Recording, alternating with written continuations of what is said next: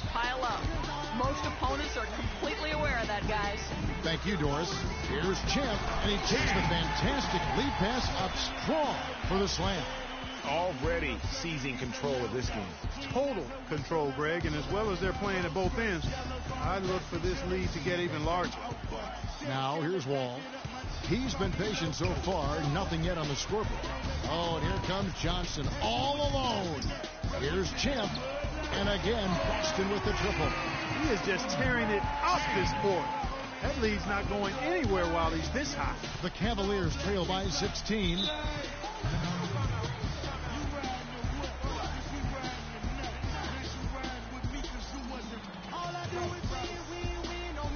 So, timeout called here, the first for Cleveland. They're watching Amir Johnson. They can't guard us on the perimeter. Spread the floor, nicely up top. Spacing, spacing. He rarely had plays called for him, Kevin. He doesn't produce a bunch of highlights, but he's really potent. I mean, one of the league's best at defending opponents at the rim, grabbing in-traffic rebounds. Those both are valuable assets. Catching up on the changes for Cleveland. Chris Bosh is checked in for Griffin. James comes in for the captain, and Irving subbed in for John Wall. Now, here is Irving. And Walker kicks to Irving. And another miss by Cleveland.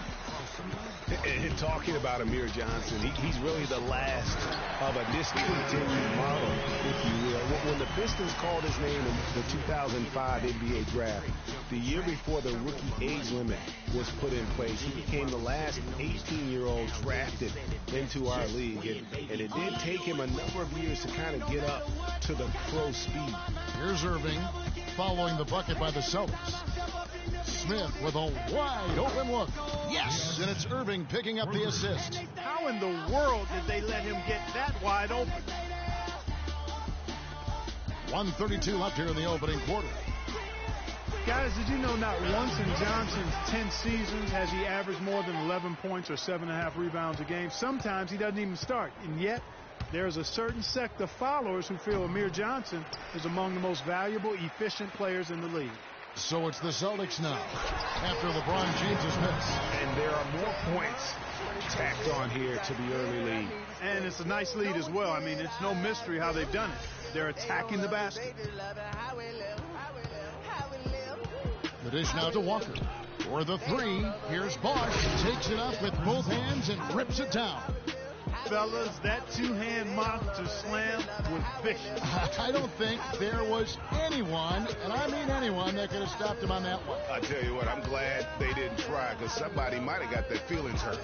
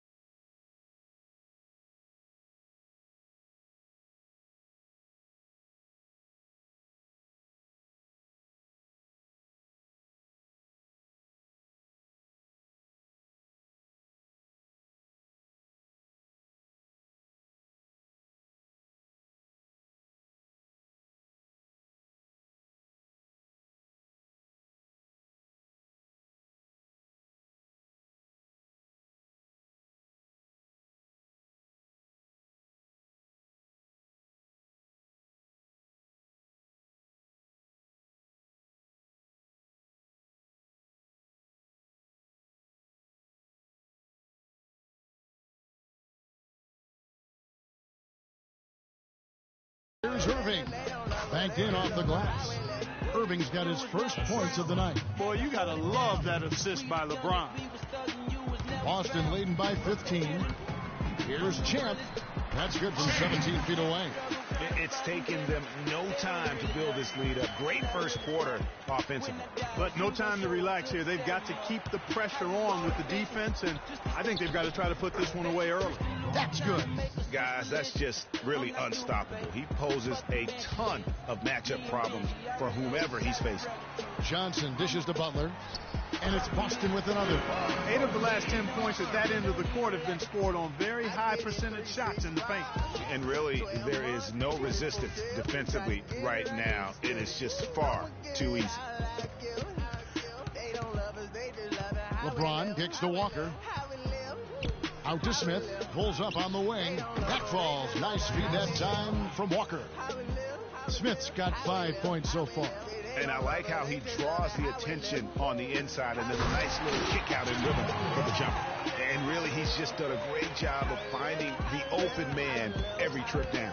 Boy, it sure seemed as though he's done it every time. It's been an awesome display. And, of course, as we've always seen with LeBron James, it's not just about the numbers, but his tremendous, tremendous leadership.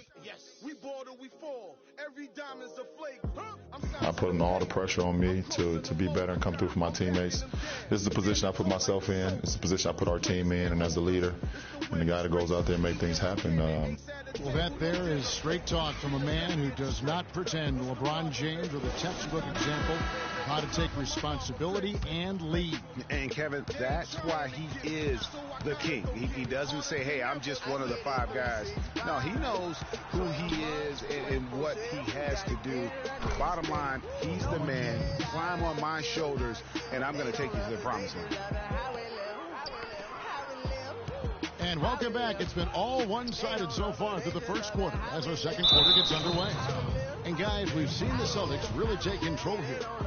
Really active hands early on here as they're able to acquire several steals. Well, they've really been aggressive guys on defense, and it's paid off, so why stop? Keep it up. And now let's check out the lineups courtesy of Gatorade, all fueled up and ready to go. Here's the second quarter of play. On the floor for Boston, they've got Jimmy Butler. Champ out there with Dwayne Wade. Then it's Amir Johnson, and it's Durant in at the 4 slot. The Cavaliers trail by 14.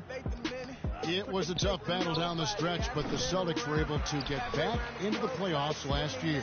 And kind of just hovering around all season. But give them credit. They fought their way in and spent only 1 year out of the postseason in their rebuild. And they've looked terrific in transition today. That's had a lot to do with their success.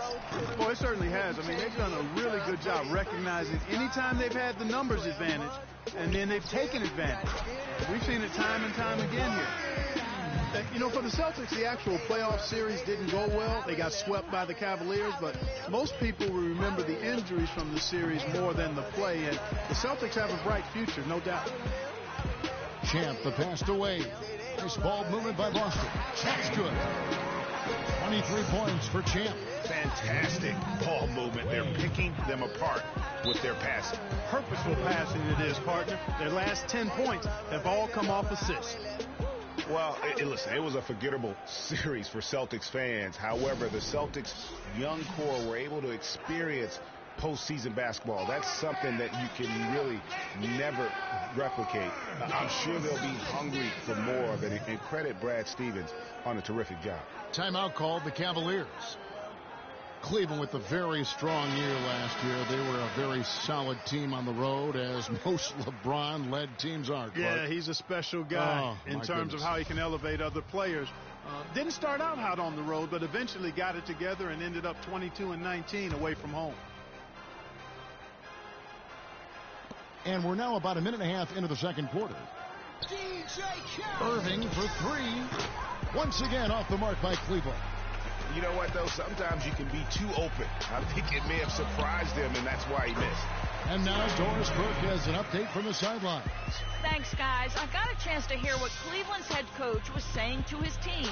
He made no mistake that their plan was to run their offense through Blake Griffin. When coach addressed the guys in the huddle, his message was clear. Quote, he's who we want getting the bulk of the touches. He is who we want making our decisions. Guys, they've got a decent hole to dig themselves out of, but still a lot of time left to do it. We'll see if those adjustments help. Thanks, Doris.